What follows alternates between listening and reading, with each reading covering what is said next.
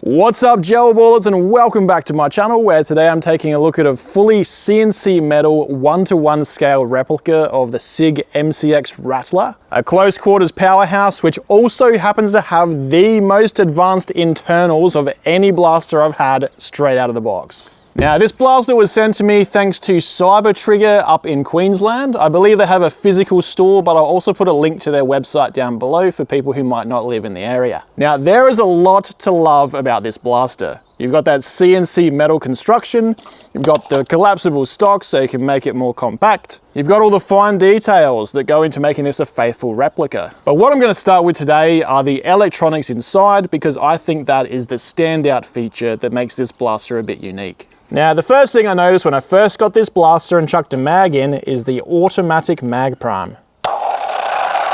Usually with a gel blaster, you would need to full auto it for a few seconds in order to get the gels loaded up through the feeding mag into the T-piece of the gel blaster. That is not an issue at all with this blaster here. And you can even program how long it does the mag prime for, from anywhere from half a second to 3 seconds, or turn it off entirely if it's not something you want to use.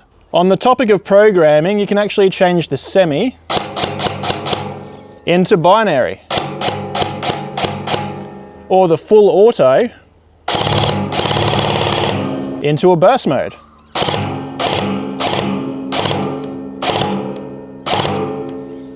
For an example of how to do this, say I want to change my binary back to semi now. All I do is go to safe, hold in the trigger for 4 seconds until it beeps. Then I pull the trigger 3 times, which tells it I want to change semi between semi and binary. So now we should be back to semi. And you do a similar process to change the full auto to a burst, or to even change the mag prime duration, or even set up pre-cocking. Now, pre-cocking for the uninitiated is a setting in the fire control unit of a blaster where you can choose the distance that the piston will sit in between shots. So the more pre-cocking you have, the further back the piston will be, ready to fire more responsively when you actually pull the trigger. Now, I just want to step in here for a moment and show you what the difference is between pre-cocking and no pre-cocking. So we've got it turned off right now. Just have a look at the trigger response time on semi. Still surprisingly quick, but if I switch this to the programming mode, hold it in for 4 seconds, pull the trigger twice to go to pre-cocking, and then press it 6 times to put the maximum pre-cocking in, we should see a little bit of a difference.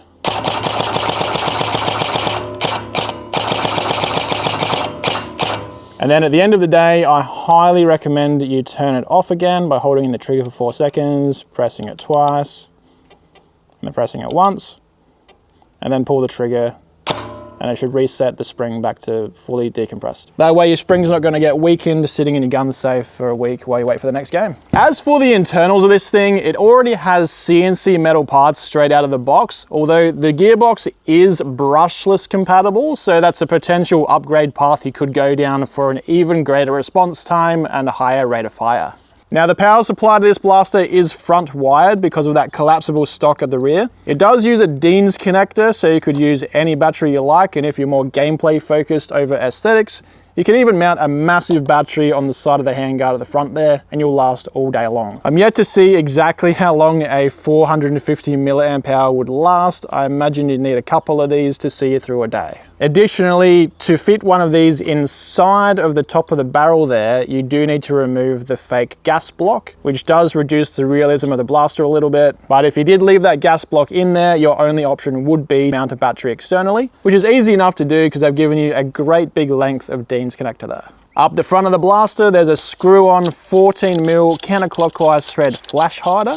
When we get that off of there, it reveals a 7.5mm inner diameter metal barrel. And it doesn't come with a hop-up in the box, but you could easily get one in a 14mm counterclockwise thread, just a screw-on hop-up. Or you could go with something a bit more modern, like the Urban Gel Ball hop-up I have here, which actually fits between your outer and inner barrel. I'll put a link to this one down below. Moving back from the muzzle, you've got M-lock slots on either side, plus 2 on the bottom. You've also got a quick detach sling point, which I found was too shallow for my sling, so it doesn't actually work, pretty much just for looks. There's another two at the back which also had the same problem, a bit too shallow for my sling to actually click in place. Although the one that's on the stock does actually work, simply because I think it goes all the way through the stock, giving you enough depth. Up top, you've got flip up iron sights, which are just sitting on a top Picatinny rail, so you could add any red dot sight you like on here. That's what I would use later on in the accuracy test. And further back from there, you've got a charging handle, which actually opens the dust cover and locks a fake bolt back, which you can then release with ambidextrous bolt releases. And if I turn this around, there's another one on this side as well. How cool is that for realism? There's also ambidextrous mag releases, which gravity drop the included mag effortlessly every single time. I'll show you this side as well. What you might have noticed earlier though, is that my preferred mag, the windowed SLR mag, is a bit tighter to get in there, and that won't gravity drop. You will have to actually pull that out by hand. The ambidextrous fire select has nice tactile clicks to it. So as you move between safe, semi, and full auto, or binary and 3-round burst, you don't actually have to look at it to know that it's in place. And it stays in place as well as you're running around on the field. Now the grip, aside from the mag, is the only other plastic part of the blaster, just like a real firearm. This one has stippling on the sides, for lack of a better word, to give you extra grip. And it's a very comfortable shape to hold as well. Just like any other AEG, if you're familiar, you have access to the motor at the bottom of it, making it pretty easy to swap up to a brushless motor sometime in the future. Now, just like the rest of the blaster, the stock is incredibly sturdy. In fact, I'd say it's almost too sturdy. I find it takes a fair bit of effort to actually lift it up to close it, although opening it is way easier. At the back, it has rubberized padding. Although gel blasters don't have recoil, it is a nice comfortable feature to have. And as I showed you earlier, it does have the one functioning quick detach sling point on the entire blaster. Overall, whether you choose this short CQB Rattler model or one of the longer Virtus models that Cybertrigger sell, you're going to be getting that great external CNC metal build quality as well as the CNC internals. You get great attention to detail with all the logos, which are actually covered up with black tape when I got it out of the box, telling me it's probably not a licensed replica. And you're also getting that brilliant electronic fire control unit, giving you semi or binary, or giving you burst full auto. Multiple pre-cocking levels as well as mag prime as soon as you insert the mag. This is quite the blaster out of the box, but how does it actually perform? Let's find out. For the first test today, I'm going to do a chrono test and then a rate of fire test. So we'll figure out how fast this thing's shooting and then how many rounds per second it's spitting out. Cybertrigger have sent me two different types of their gel balls for me to test. So we've got a glow in the dark gel ball. You can easily screw a tracer unit on the front of the blaster and it will flash a UV light on these as they leave the muzzle. Great for your night games. So I'll do a bit of a comparison in velocity and then I'll do the accuracy test one versus the other as well. As for the grow times and how I did these, I used demineralized water and grew them at room temperature for 3 hours. So that should be completely repeatable at home for you guys. All right, chrono test with the hard gels first. Does the auto mag prime. Check this actually shooting. Beautiful. Let's see how it does on semi-auto for velocity to start with. 307. 307. 309. 304. 300. 302. 308. 300, 309, 308, 306, 309, 299, 305, and 313. That's 15 shots. Now I'm going to reset the chrono, put it on full auto, and see what it does for rounds per second straight out of the box. 1038 divided by 60. The answer is 17.3. So 17.3 rounds per second. As I showed before though, you could easily put a brushless motor in here and the fire control unit could handle it. So now I've got the glow in the dark gel balls, which definitely feel a lot softer. I can just squish them in my hand. Let's see how they do for velocity though.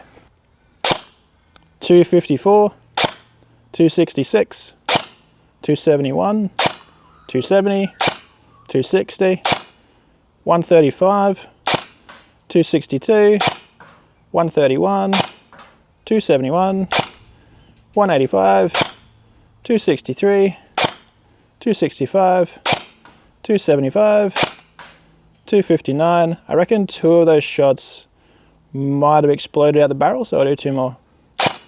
272, 272. So it has dropped by probably about 30 FPS compared to the harder ones. Cybertrigger's hardened gels had an incredibly consistent standard deviation of 4 while averaging 305 feet per second. Very impressive for a more close quarters focused blaster which doesn't have a long barrel like its Virtus counterpart. Glow in the dark gels though, as expected, were nowhere near as consistent and actually had an average velocity 45 feet per second slower. If you plan to play some night games, I would suggest mixing both gels together in your mag and maybe having 1 in 5 be a glow gel as a tracer round, but that's entirely up to you. Now let's move on to the accuracy test. Okay guys, for the accuracy test today, I'll be shooting at a 1 meter diameter target from 20 meters away. It is a little bit closer than I do my Nerf videos at, just because gel blasters aren't quite as accurate, and I want to make sure pretty much every gel ball hits that target, so I can more accurately plot where it actually lands. I'm doing the hardened gel balls first, and then I'll do the glow gel balls second. I expect the glows will probably be a little bit worse for accuracy, but we'll see how we do. I also don't have a hop up installed because it doesn't come with one in the box. So this will kind of show you the worst accuracy you could get with it. And then if you add a hop up on, it's going to just improve from there.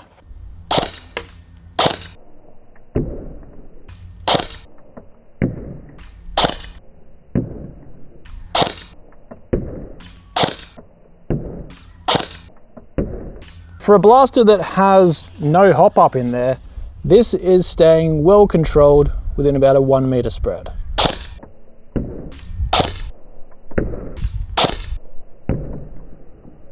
Not bad at all for a blaster that doesn't come with a hop up. So now we'll put in the glow gels. Because it's auto mag prime, but I will just make sure it's clear first.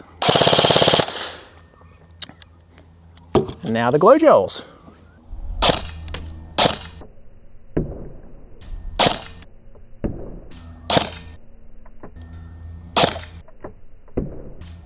Did have one miss to the top right there. That one went above the target. And keep in mind, most people would be using this full auto.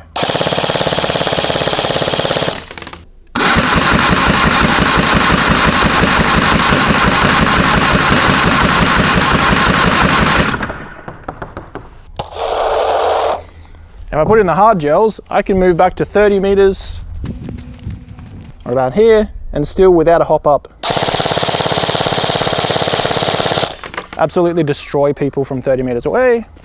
And even if I go back to 40, this might be pushing it a bit because no hop up, aiming a bit higher.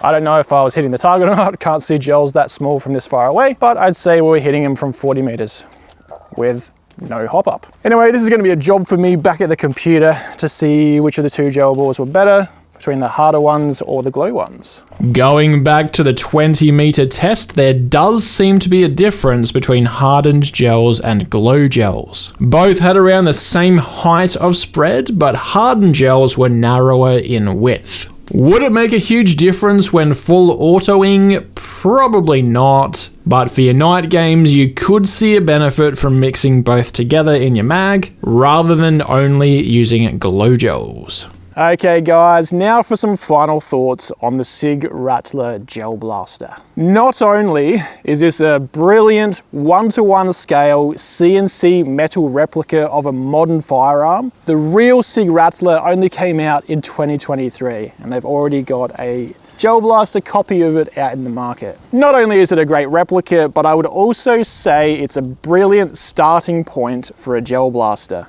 All you might want to do with this thing is put in a faster or brushless motor or upgrade the gear set to get a higher rate of fire out of this thing. Either of those 2 options could be successful. The only downside I see to this blaster that some people might have a problem with is the front wiring.